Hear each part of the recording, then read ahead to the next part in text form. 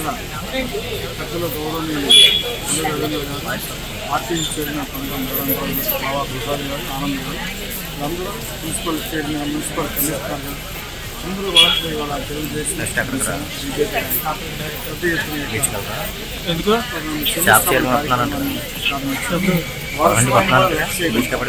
ఎందుకంటే ఈ urban centre వల్ల ఇక్కడ చుట్టుపక్కల ఉన్నటువంటి పేద ఎమర్జెన్సీగా వైద్యం అందడానికి చాలా అనుకూలంగా ఉంటుంది.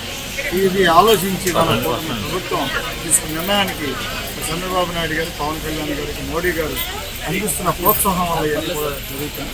ప్రజలందరూ కూడా ఈ డెవలప్మెంట్ ఇన్నాళ్ళు ఏం చేశారో మనం చూసాం. 5 సంవత్సరాల బట్టి ఒక్క హెల్త్ సెంటర్ కూడా ఎక్కడ కూడా పెట్టిన పరిస్థితి లేదు. కూటమి ప్రభుత్వం మంచి ఆలోచనతో ప్రజల అందుబాటులో అనేకమైన కార్యక్రమాలు విద్యా వైద్యం మీద మంచి మనసు పెట్టి పనిచేస్తున్న ప్రభుత్వానికి మరొకసారి మనం